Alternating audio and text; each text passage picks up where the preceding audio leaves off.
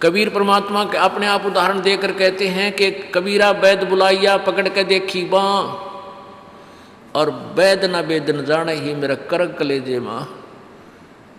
कहते हैं डॉक्टर बुलाया, डॉक्टर ने नाड़ी देखी, बाँ पकड़ के, पहले ये थे थर्मामीटर हाथ से देखा करते हैं, और वैद कहता है इसका कोई बीमारी नहीं और रोज सूखते आवे।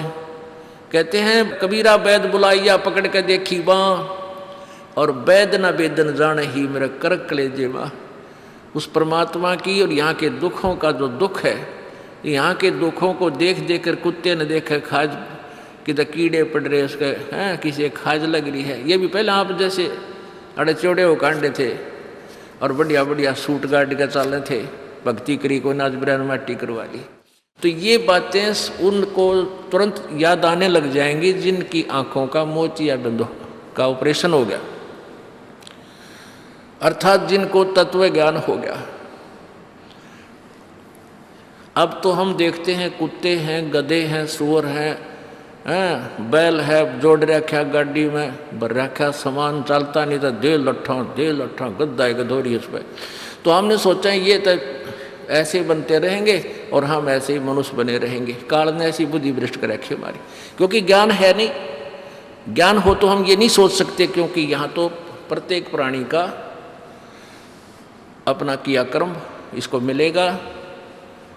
आज मनुष्य है, भक्ति ठीक की नहीं तो अगली योनियों अन्य प्राणियों की योनियों में जाएगा ही जाएगा। तो फिर ये बातें, यहाँ का यो कष्ट, किसी की किसी का हाथ कट रहा, किसी की टांग कट गई, कोई अंधा हो रहा, किसी का बेटा मर गया, किसी की बेटी मर गई, एक परिवार में 2-2 3-3 इकट्ठे मृत्यु हो रही है। अब उस परिवार के स्थान पर आप अपने को सोचकर देखो जो जश्न मनाने की तैयारी में है, तो फिर ये बकवादें अब पलट जाएंगी। 90% जो हम वेस्ट करते हैं अपना समय इस पेट के लिए और इस संसारिक इन बकवादों को जोड़ने के लिए, ये 90% अपने आप शांत हो जाएगी। ना दहेज लेंगे ना देंगे। किसी के 2 कन्या हो जाती है, उसको नींद आनी बंद हो जाती है।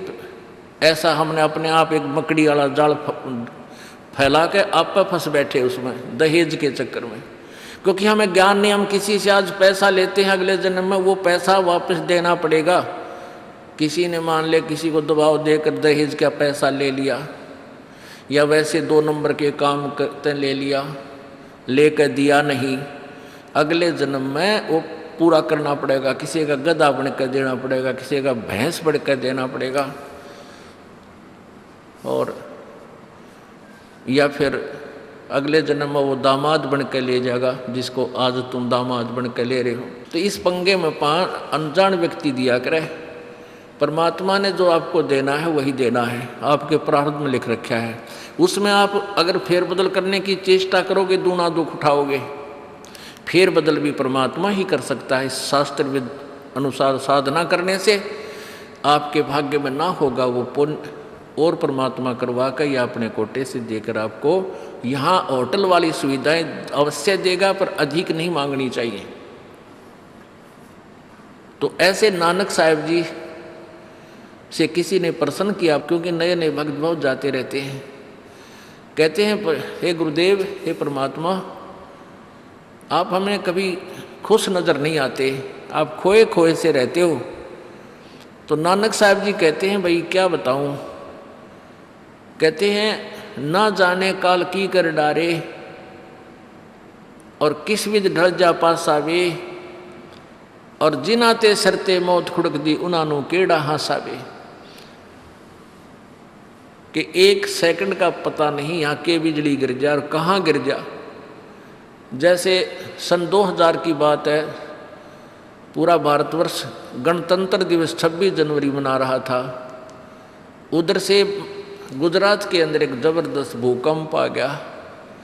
लाखों व्यक्ति अपने ही मकानों के नीचे जो 3-3 4-4 मंजिल के सारा जीवन पीढ़ी 2 पीढ़ी लाख का बनाकर उसमें जश्न मना रहे थे, उन्हीं के नीचे दब के और लाखों व्यक्ति मर गए। सुबह सुबह का समय, छुट्टी का दिन, और सारे घर में सेट थे। काल ने किसा दाव लगाया। तो यहाँ परमात्मा कहते तुम तो बालक हो, बालक कति डरते नहीं जरा से भी। डर जब हो जब आपको ज्ञान हो, और ज्ञान हो सत्संग से। सत्संग मान का समय नहीं कि तो और बकवाद हो रही हो, देख लो दुनिया इकट्ठी हो जा। और यहाँ कितने भक्त आ पाते हैं, जो आ पाते हैं वो बहुत महान और पुण्य आत्मा है, उनके पिछले संस्कार इतने ज़बरदस्त हैं कि उनको प्रेरित करके लाते हैं, वो परमात्मा की रजा होती है उनके ऊपर। तो क्या बताते हैं, न जाने काल की कर डारे, और किस विध ढल जा पासावे, और जिना ते सरते मौत खुड़क दी, उन्होंने केड़ा हासावे। अब फिर पूछते हैं क्या प्रभु आप सदा ऐसे ही रहते हो? प्रश्न किया किसी ने नानक जी से। नानक साहब ने कहा कि भाई मुझे भी खुशी होती है, लेकिन वो खुशी हम ऐसे प्रकट नहीं करते जैसे अनजान लोग करते हैं, नाचे कूदो या हा हा हा दांदरे काटे। नहीं, अंदर ही होता रहता हमारे जो कुछ होता है।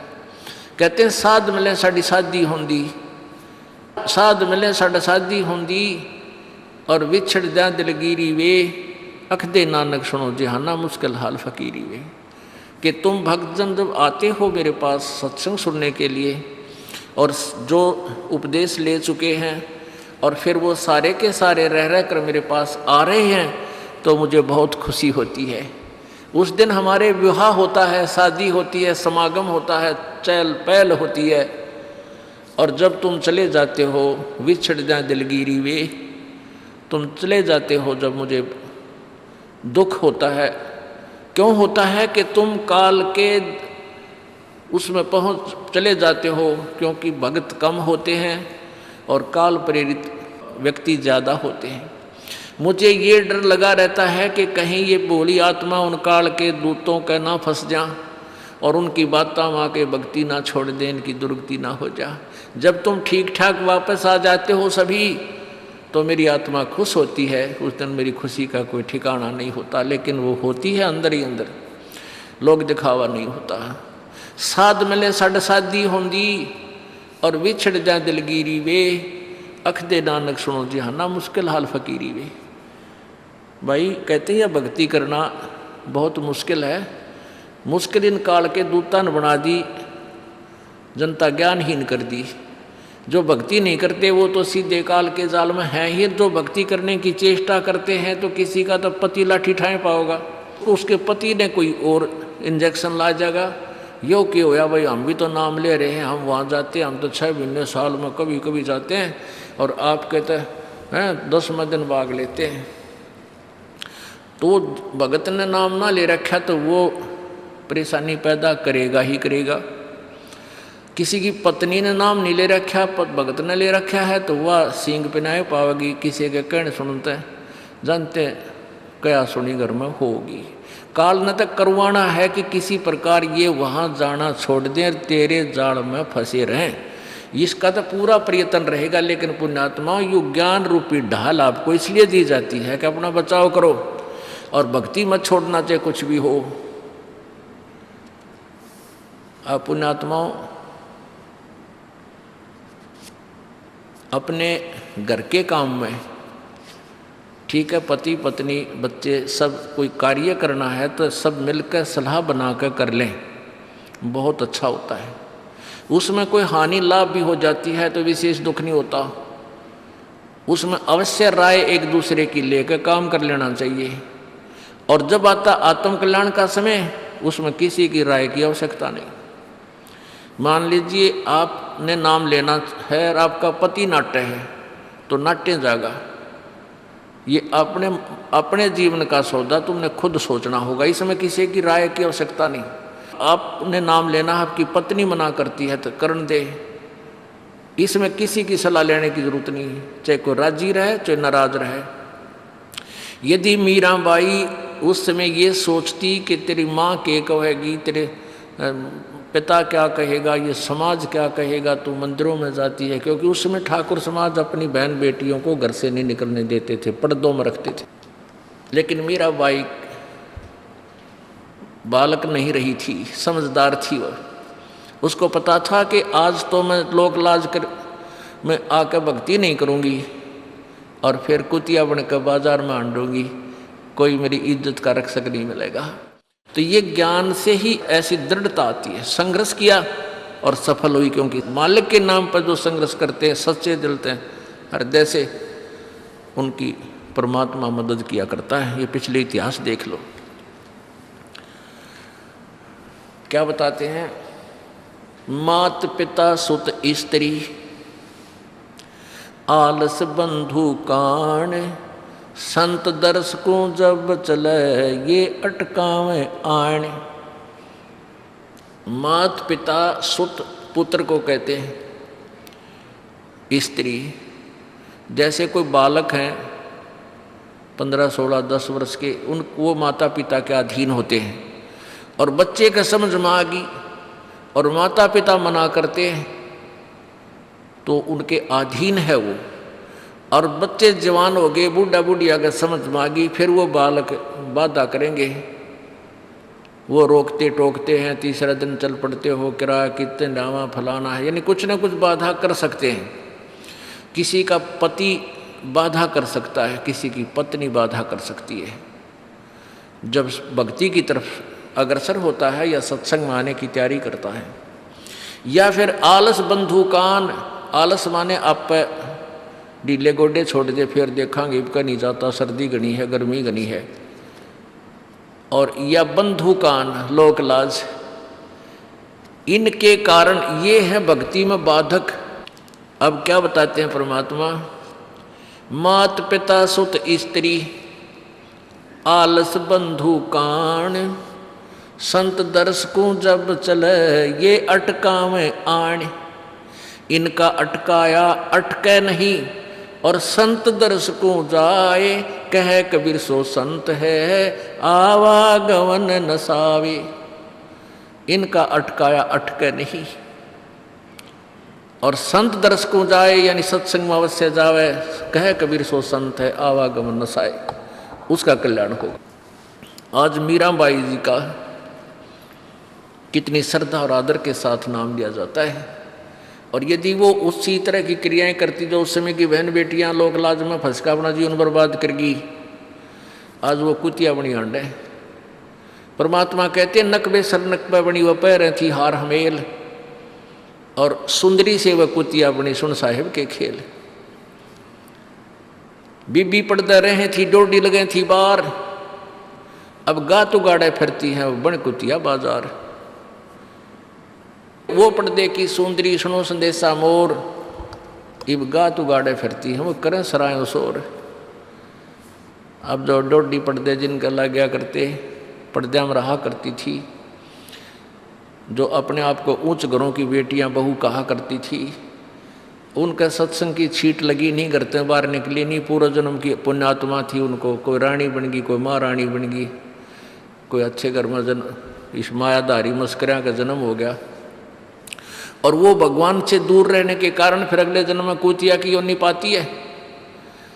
तब तो पर्दों में रहती थी, उंगली भी ना दिखने देती, किसी बाहर कहीं हमारी बेइज्जती ना हो जा, मेरी पत्नी जो है सत्संग में चलेगी तो इज्जत का नाश हो जाएगा। और वह इज्जत फिर उगाड़ी अंड है कुतिया बनकर। कहते नकबे सर नकबा बनी पैर थी हार हमेल, 1-1 लाख के गहने पहरा करती, आज वो सुंदरी से कुतिया बनी देख साहिब के खेल। तो पुण्यात्मा ये इन बातों से डर लगना चाहिए। इन बातों से डर लगने लगेगा, मालिक में रुचि बनेगी और भजन करने को दिल करेगा।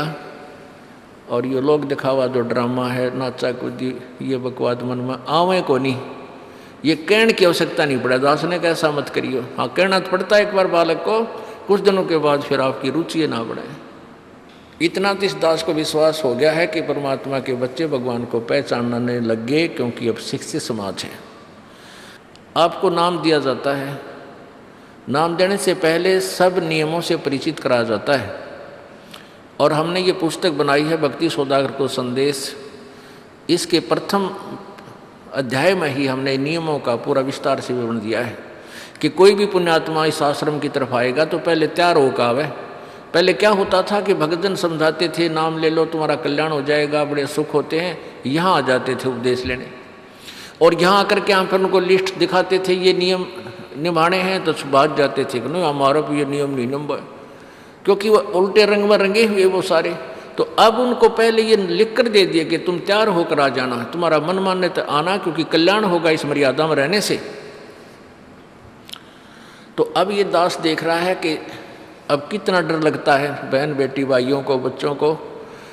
अब वो कहीं, क्योंकि समाज हमारा जो है सारा का सारा समाज काल प्रेरित है, उन्हीं क्रियाओं को कर रहा है जो ना करने वाली होती हैं। और हमारा भक्त एक घर में एक व्यक्ति ने नाम ले लिया और 5-6 व्यक्ति वो सारे शास्त्र विरुद्ध साधक हैं, तो उनके साथ संघर्ष बनता है बेचारे का जा करके। फिर भी वो इतना दृढ़ है, डरता है, आकर पूछता है जी मेरे पे ऐसी गलती होगी, मेरा नाम तो खंड नहीं हो गया, आगे से नहीं करूँगा। तो कहने का भाव ये है कि पहचानने लग गए तुम परमात्मा को और संघर्ष करना सीख गए, आप सफल होगे, देख लेना एक दिन। ये नाखून पालिश लगाते हैं, ओठों पर इसी बूंदी शक्ल बना लेते हैं, लाल वो लगा कर लिपस्टिक, इतना बेहुदी शक्ल बन जाती है। कहते हैं अब ऐसी मर्यादा बन गई, बहन बेटियां कहते हैं कि हम ऑफिस में जाते हैं तो ये लिपस्टिक वगैरह नहीं लगाते, नेल पेंट नहीं लगाते, तो क्या कहते हैं उस दूसरे कि तुम्हारे घर में कोई मर गया क्या? अरे थारा गजब भैया, ये बकवाद करने तो सारे जी जाओगे तुम, अकल खत्म होगी। यानी एक मर्यादा बन गई, जो ऐसे उल्टे काम ना करे उसने हे समझन लागे।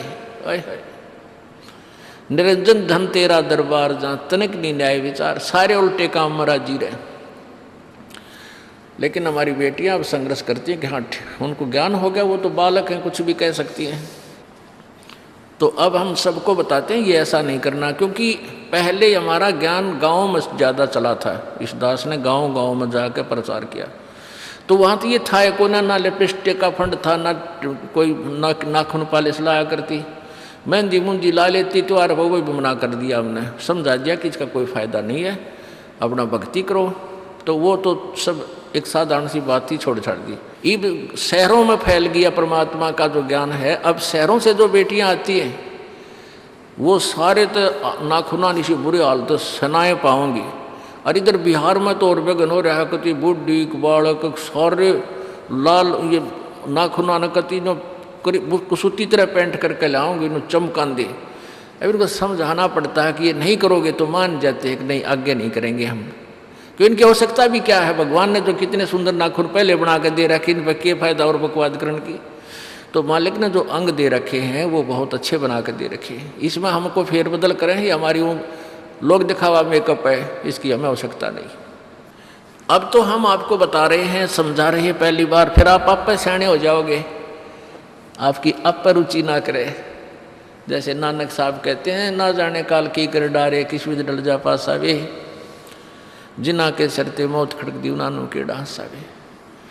अब प्रसंग था कि साध मिले साड़ी शादी होंगी और भी छड़ जा दिलगिरी वे, अख दे नानक सुनो जहाना ये मुश्किल हाल फकीरी वे। तो नानक साहब क्या बताते थे कि तुम जाते हो यहाँ से सत्संग सुनकर, और वहाँ आप ऐसे समाज में जाते हो जो सब काल प्रेरित होकर के वो साधनाएं, वो क्रियाएं, वो ड्रामाबाजी करता है, जिससे मुझे डर लगा रहता है कि कहीं आपकी क्रियाएं भंग ना हो जाएं और आप काल के मुंह में चले जाओ। जब तुम वापस आ जाते हो तो मुझे बहुत खुशी होती है कि परमात्मा के बच्चे काल के जाल से बचे हुए, तो उस दिन खुश होता हूँ मैं।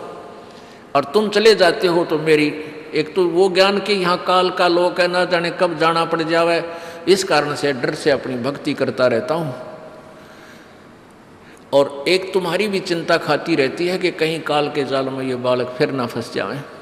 तुम वापस आ जाते हो एज इट इज़, तो फिर मेरी खुशी का ठिकाना नहीं रहता। साध मिले साड़ी शादी होंगी, साध यानी साधु संत, ये भक्त आप साध हो, साध माने जो साधना कर रहा है, और साधु सोए जो सीधा चाल है, यानी जो और लोग दिखावा बकवाद नहीं करता, शराब मांस तम्बाकू नहीं पीता, और मेकअप वगैरह शरीर के वापस जरूरत नहीं। कहते पति भरता भावानी चोम चटक श्रृंगार, जो पति भरता यानी जिसने केवल अपने पति से ही लगा हुआ है, फिर उसने बकवाद करने की क्या आवश्यकता है?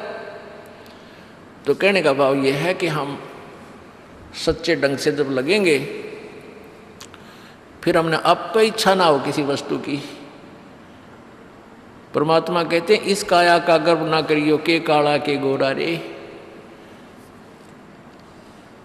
और बिना भजन इसका कुछ काम ना आवे, चाहे एतर छड़को चारों ओर रे। ये शरीर क्या है, ये गोरा दिखा है चाहे काला किसी का, इसने थोड़ा सा छोल के देख लो, एक जैसा कोबाड़ सब में भरा पड़ा है। ये ऊपर पालिश का फर्क रखे, और इससे नाम अच्छा बूंदा मान लेते हैं। नहीं, ये चाहे काला है चाहे टेढ़ा बेढ़ा है, चाहे किसा बूंदा काना लंगड़ा है, इसमें जब भक्ति कर गया वो सफल है, और इस मेकअप में लग गया रहा वो असफल है, चाहे वो कितना सुंदर दिखता हो। तो पुण्यात्मा परमात्मा कहते ये मिट्टी है, इस मिट्टी से हमने लाभ उठाना है, इसे सोना बनाना है, भक्ति रूपी धन कमाना है, तो इसी से कमाया जाएगा। अब प्रसंग है कि झूठे सुख को सुख कहे, ये मान रहा मन मोद, ये सकल चबीना काल का, कुछ मुख में कुछ गोदी। अब परमात्मा आप बताओ, मैं आकर के बोली आत्माओं हमें जगा रही है, हमने काल के कुएं की भांग पी रखी है, यहाँ की मान बढ़ाई और इस माया की। कबीर परमात्मा कहते हैं कबीर ये माया अटपटी या त्रिगुणमयी माया, ब्रह्मा विष्णु महेश के द्वारा जो हमारे अंदर प्रेरणा कर रखी है, त्रिगुणमयी माया के विषय बता रहे हैं। कबीर ये माया अटपटी सब घट आण अड़ी, किस किस को समझाऊं ये तो कुएं भांग पड़ी। अब किस किस ने समझावा, सब एक तरह की भांग पी के एक जैसे विचार, एक जैसे बोल, एक जैसा ज्ञान इन्होंने ग्रहण किया हुआ है, और ये दास सच्चा ज्ञान सुनाता है इसका विरोध करते हैं, इसको जल्दी समझ नहीं पाते, क्योंकि इनको इस माया रूपी और अज्ञान रूपी भांग का नशा हो रहा है। तो परमात्मा कहते हैं कबीर ये माया अटपटी सब घट आण अड़ी, और किस किस न समझाऊं या तो कुएं भांग पड़ी, यानी सब ने एक जैसा ही ज्ञान ग्रहण कर रखा है, सबके एक जैसे विचार हैं। अब झूठा सुख कौन सा है, इन कार कोठियों को हम अपना मानते हैं, संतान संपत्ति को अपना मानते हैं। इसका उदाहरण आपको दे दिया। परमात्मा कहते हैं राम नाम कड़ुआ लगे और मीठे लागे दाम, दुविधा में दोनों गए भाई, माया मिली ना राम। माया तो मिले को नहीं, यानी मान लीजिए आपके पास अरबों संपत्ति अरबों हो भी गई तो वह तेरी नहीं, आपको 2-4 रोटी सुबह 4 रोटी शाम है, और एक वर्ष में गणे 4 कपड़े कुर्ते पजामे बहुत,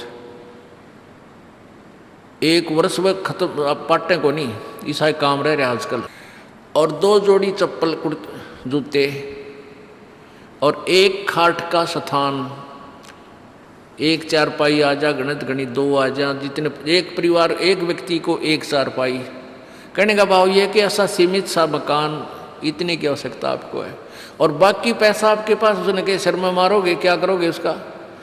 अब या तो कि तो बकवादा में लावेगा, कि तो शराब पीवेगा, कि तो और कोठी खरीद कर गिर देगा, उस पर कोई कब्जा कर लेगा, फिर लट्ठा मुकदमे होंगे, या कोई ले लेगा रिश्तेदार या कोई मित्र बन कर फिर दे को ना, फिर खेचा तानी रात ने नींद आओ ना, वह रखेगी बेगन में पातरे, वो माया तने जीर्ण नहीं दे। और माया तो परमात्मा कहते हैं इस जीव की सबसे बड़ी शत्रु है, जो भगवान से दूर करे। अभी झूठे सुख को सुख मान लिया, कार कोठी होगी, बढ़िया व्यापार बिजनेस या कोई नौकरी होगी, तो भगवान से 100 कोस दूर है वो प्राणी।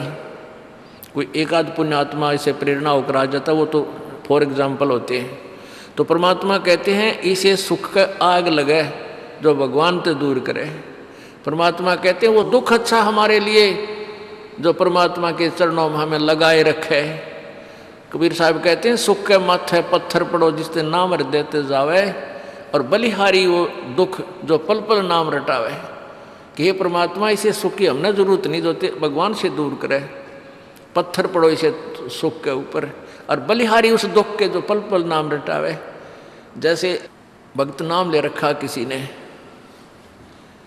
और उसको कोई पीड़ा हो जाती है, चिंता शुरू हो जाती है उसको, हे भगवान कदे कैंसर ना हो जा, हे परमात्मा कोई और ऑपरेशन ना बन जा। तो वहाँ तक जाता है जहाँ डॉक्टर के पास, और भगवान याद रह कर आता है, और वहाँ जाकर डॉक्टर करता है अल्ट्रासाउंड और एक्सरे वगैरह करके बता देता है कि आपको वैसी कोई खास बीमारी नहीं है, नॉर्मल सी है, ये दवाई लो ठीक हो जाए। उसके बाद फिर परमात्मा के गुण कितने गाता है वो। जो भक्ति से दूर हैं वो तो भूल भाल जाते हैं, उनको तो परमात्मा याद आता है, कोई ना डॉक्टर दिखे। और पुण्यात्मा जो भक्ति करते हैं उनको डॉक्टर नहीं भगवान पहले दिखाई देता है। पुण्यात्मा, आपके प्रारब्ध में, आपके संस्कार में मृत्यु है और कैंसर से है, और वो होगी, नाम ले रखा आपने, और डॉक्टर ने भी डिक्लेयर कर दिया कि कैंसर है भाई। पीछे आपको उदाहरण दिया था, एक लड़का रोहतक से, इकलौता पुत्र, और 10 साल के बाद पुत्र प्राप्ति हुई, और उस लड़के का कान में कैंसर बता दी, PGIMS रोहतक तक। उन डॉक्टरों ने फाइनल कर दिया और उसका पूरा डाटा अपने मोबाइल में नोट कर लिया कि इसका ऑपरेशन करवा ले और दिल्ली ले जा, हम नहीं कर सकते। वो रोता हुआ यहाँ आए। अब क्या है कि ये काल बड़ा उस्ताद है, थोड़ा सा सुख होते ही भगवान ने भूलन लाग जाए। वो 5 महीना में आए हमारे पास रोहतक से, जबकि आए महीना आना चाहिए था। 5 महीने में पता करा भाई कितने दिन में आए, वो 5 महीने वाला गेला। हमें भी ज़्यादा खींचातानी करें भाई इतना लेट क्यों हो गया, तो भगवान ने नहीं चाहिए तो फ़ायदा क्या होगा। ये कुदरती है, जब इस महीने 2 महीने में आपका प्रेरणा नहीं उठी, लोर नहीं उठी आने की, तो फिर भक्ति कहाँ चल रही है आपकी। बंधन तोड़ कर आ जाओगे जिसके अंदर भक्ति चल रही है, चाहे कितनी दूर भी क्यों नहीं है इंसान। भारत में कोई दूर थोड़ा, कोई वीज़ा थोड़ा बनवाना है दोबारा आने के लिए, और वो भी नहीं आ पाते हैं, फिर भक्ति नहीं चल रही उनकी। तो फिर रो दोनों, और लड़का भी रो और उसकी पत्नी भी रो, उसका बाप भी, दोनों। वो लड़का छोटा ही था, 12-13 साल का। कहने लगे जी कैंसर बता दी, हमारा इकलौता पुत्र है। बुरा हाल, मेरी नहीं सुने, रोए रो। वहाँ बेटा बात सुनो, आप दोबारा चेक कराओ और पूरी श्रद्धा रखना मालिक में। आप दोबारा ऑपरेशन कराने से पहले चेक जरूर करा लेना, ऑपरेशन नहीं मना करता मैं, और ऑपरेशन भी मालिक की दया से सफल होया करे इसी बूंदी बीमारी का।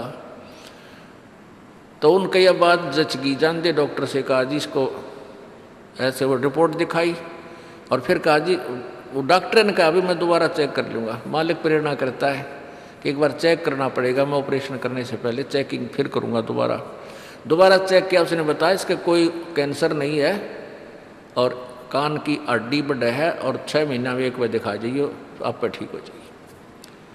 अब पुण्यात्माओं, अब उस परिवार को भगवान कितना प्यारा लगेगा, कितनी श्रद्धा बढ़ेगी। और आए महीने 2 चक्कर काटेंगे, तो इंसान तो होंगे, शैतान होंगे, तो फिर आपत्ति आओगी उन पर। भगवान से दूर होते ही फिर ये विरानमाटी होगी। तो कहने का भाव ये है कि सुख के माथे पत्थर पड़ो जो नाम हृदय जा, और बलिहारी उस दुख के जो पल पल नाम रटावे। संत शरण में आने से फिर आई टले बला, और जय मस्तक में सूड़ी होवा काटे में टल जा। ये मालिक की वाणी है, गलत नहीं हो सकती।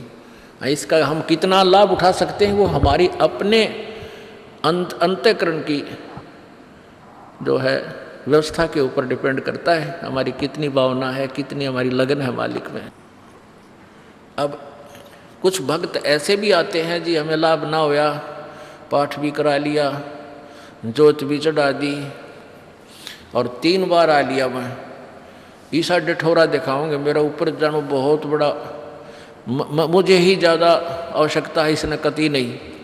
वो बेचारे बालक हैं 1ली 2री कक्षा के, वो कुछ भी बोल सकते हैं, उनको ज्ञान ही नहीं। और ऐसे लाखों लोग हैं जिनको निरे सुख हो लिए। तो परमात्मा तो वही है, एक ही ट्रांसफार्मर में तो सबको कनेक्शन दे रखा है, और जिसके पंखे कूलर चल रहे हैं वो भी उसी लाइन से जुड़े हैं, और जिनके नहीं चल रहे हैं वो भी उसी लाइन से जुड़े हैं। तो उनका कोई कनेक्शन डिफेक्टिव है, उसको फिर चेक कराएं, लाइट पावर वही है। कहते हैं सतगुरु के दरबार में कमी काहे की ना, अंसा मौज नहीं पावता तेरी चूक चाकरी में। कि इस परमात्मा के दरबार में किसी चीज़ की कमी नहीं। और परमात्मा आपको बताते हैं कि यदि तुझे लाभ नहीं मिल रहा तेरी चूक चाकरी में, आपके अंदर कोई श्रद्धा में कमी है, आपकी भावना में कमी है, या आपका कनेक्शन लूज है, आपका कनेक्शन कट ऑफ हो गया, वह पावर आ नहीं रही। इस परमात्मा कबीर जी के शब्द कोश में असंभव शब्द नहीं है। इस कबीर परमेश्वर की डिक्शनरी में इम्पॉसिबल वर्ड नहीं है, ये वो भगवान है। अगर आप ये वीडियो YouTube पर देख रहे हैं तो हमारे चैनल को सब्सक्राइब करें और बेल आइकन को दबाना ना भूलें। अगर आप Facebook पर ये वीडियो देख रहे हैं तो हमारे पेज को लाइक करें।